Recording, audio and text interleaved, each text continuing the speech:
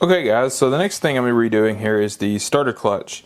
It had some issues. The back plate was all bent up, so I got a new one of those because I had them. This one was all bent up too. I hammered it back flat best I could, so hopefully that'll help. We'll see. Anyway, I got the new rollers. I didn't get these because they looked okay, so we'll go ahead and start putting it together.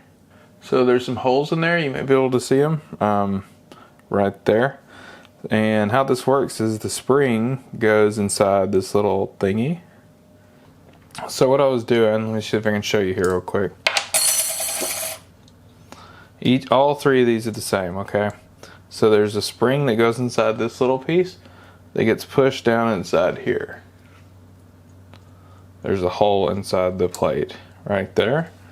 Then, since I can't reach it very well, I grab this needle nose and I push the pin down into the hole, the spring-loaded pin, and then you take the big pin, that one, put it right there, and put it there, and it's the same on the rest of them.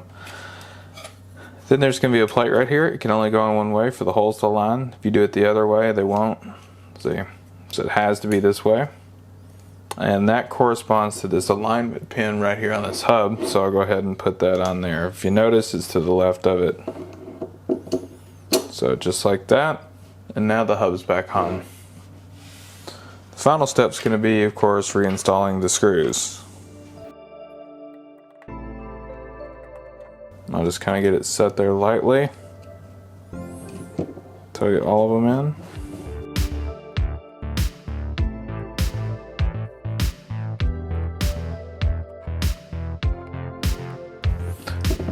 in. Okay, now go ahead and tighten these up. Tight as I can get them. A screwdriver. Then the last step is it has a slot right here and you dent it with a punch or something.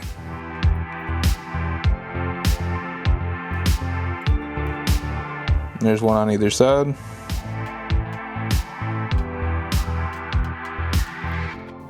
And the pins like to jump out while you're doing this.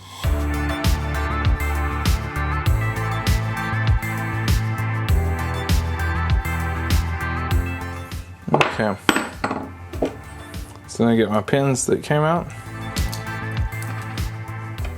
Kind of same thing here. There we go. So they're all in there now. So now we're going to put it onto the shaft here. It's pretty simple. You just kind of put it on there. It's got a keyway, of course.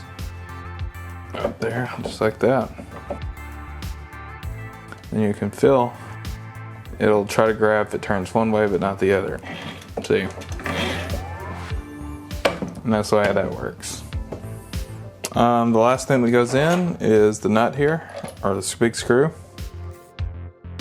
I'm not sure what that's supposed to be torqued down to yet, but we'll look it up. Okay, so up next, guys, I'm going to get the stator, generator, starter cover thing all ready here. Basically it just has 3 bolts that go in.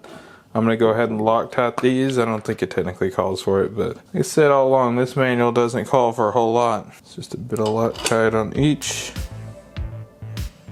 There's just 3 out of the 6 on these. It's a little bit too much. Okay, there we go. I'm not going to get them all the way tight yet till I get all of them down. Then the last one here.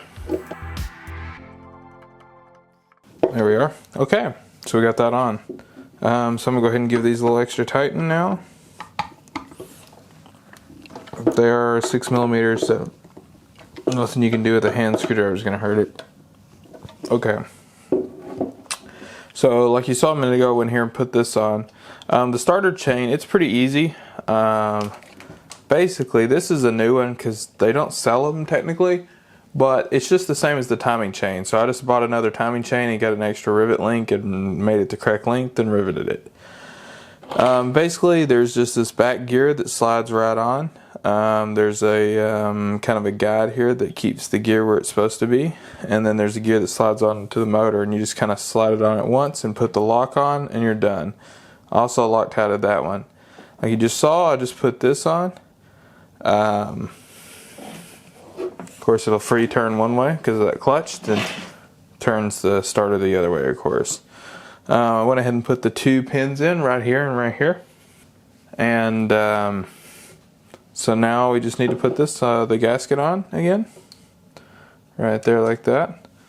And then this will just slide on. I went ahead and also there's a grommet right here.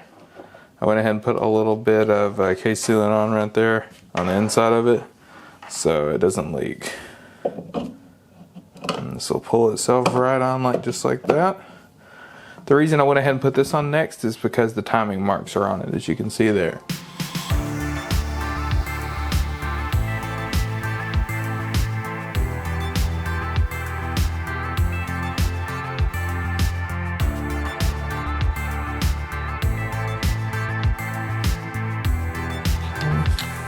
One more.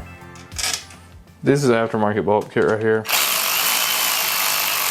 Okay. Now the manual does not call a torque spec for these at all, but I'm just going to do it to 10 Newton meters because that's a fairly normal torque setting for a cover like this.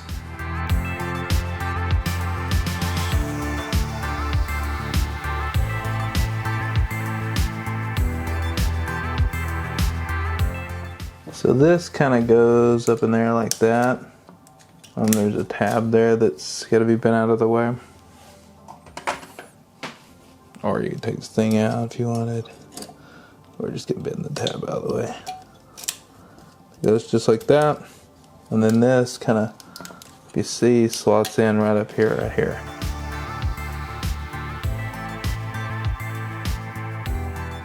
There we go, just like that. And then you can slot it in. Kind of bend that tab back a bit.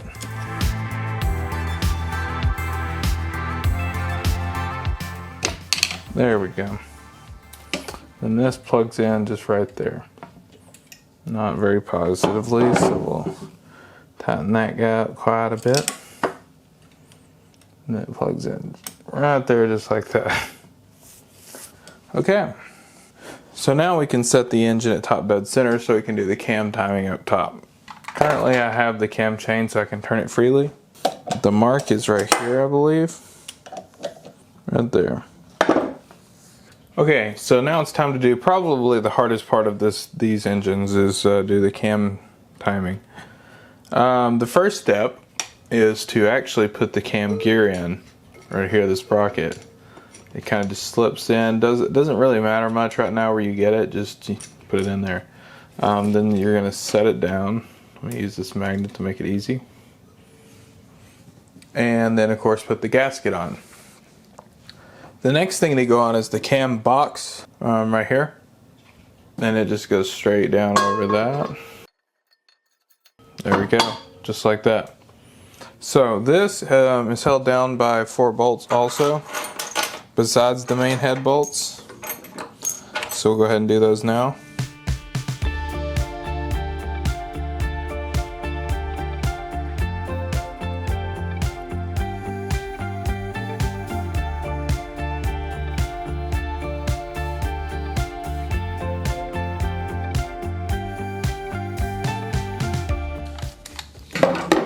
Do these to 12 Newton meters. Then I'll go ahead and tighten up these back too.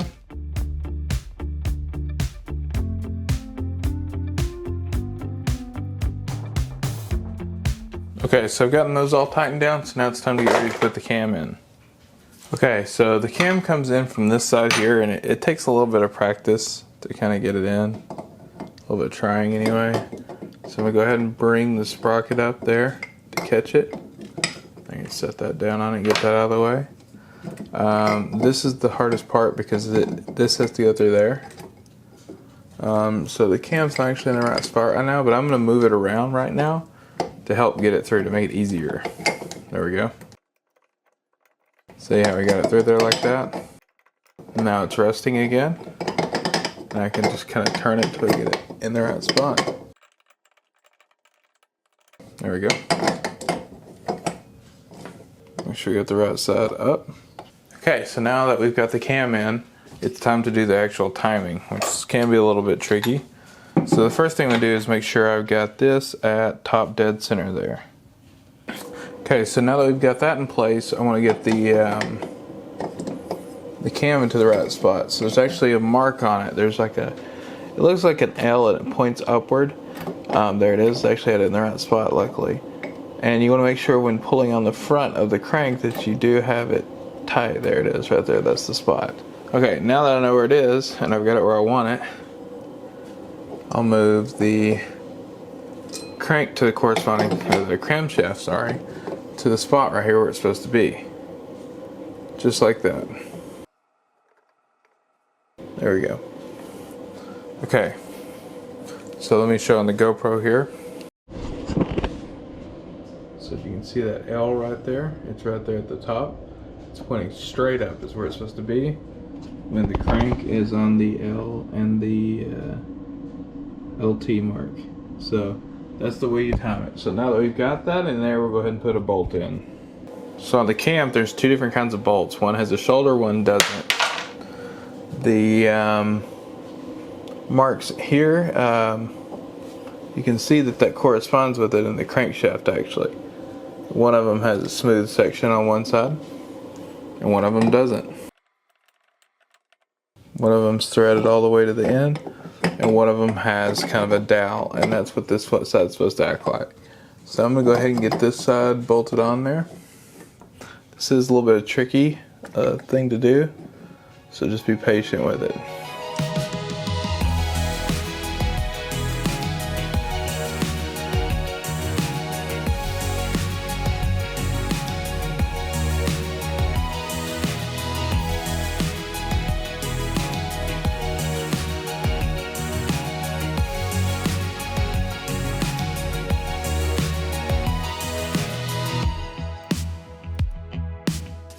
Okay, so I finally got it there.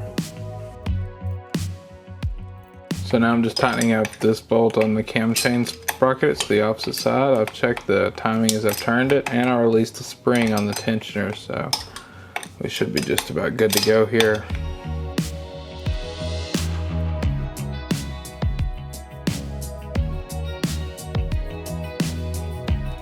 Then I usually give it a tap on the back of those just to prevent it from coming out. With my punch. There we go. Now turn it back to the other side and check it there.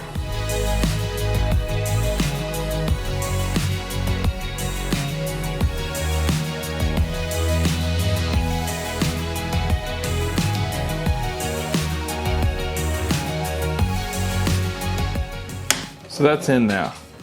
There we go. Okay, so next I got to reinstall some of the rockers here. Put new gaskets on them.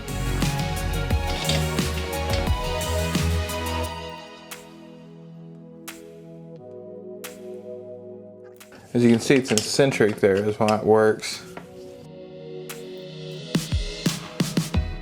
So we'll go ahead and put this first one on here. Goes right there just like that. And you slide it through. And you can see how the last changes there. That's all there is to it.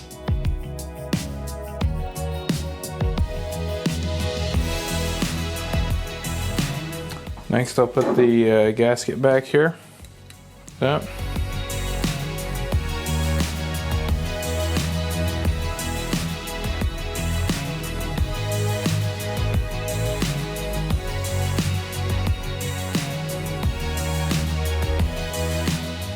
So now I'm going to turn it so the other side, the cams are down now.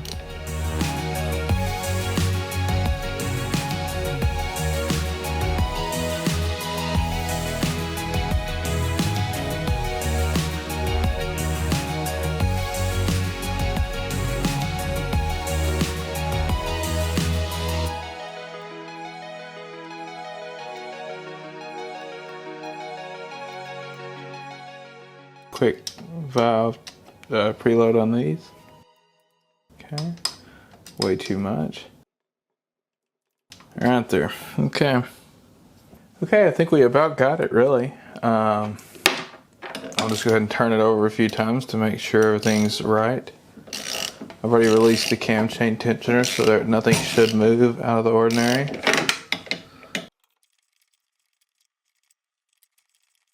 Alright, everything looks good. So I'll need to put the screws in either side of these and then do final adjustments, but for now I think that's done there. There's 4 screws that go on each side right here. Let me zoom out a little bit. So saying there's 4 screws that go on either side of these under those gaskets. Also, the speedometer drive goes in this one. Something to note about it. And I think you might have to put it on before. I'm not sure. I'll let you know. So the last thing to go on is going to be these gaskets. First, this one here. There's a hole back there, shows you which way it goes. Just like that. Then this baffle plate that kind of goes right here. Then there's going to be a big paper gasket that goes right here. And finally the engine cover here, or head cover. There's going to be 8 nuts on it.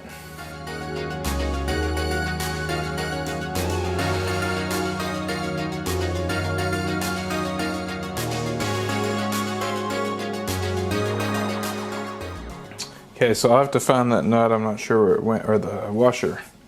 So these are going to be torqued down to 12 Newton meters, starting here in the center, working my way out. I'm not going to go full on the first one.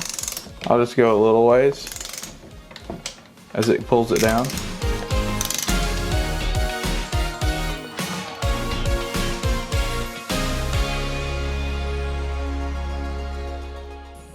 Okay, so I've got them done with the first round.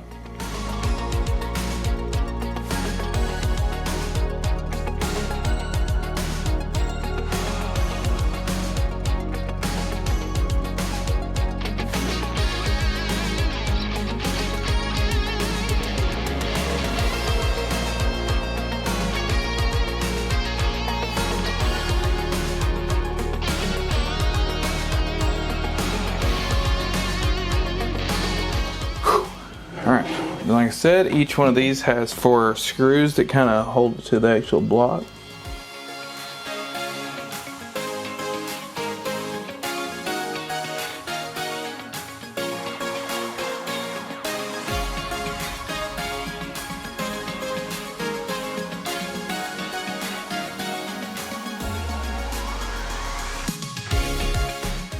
Okay, so that side's done. I went ahead and restored or reinstalled the speedometer drive that goes in there. So that part's ready. And we'll do the same thing over here on this side and install the 4 bolts.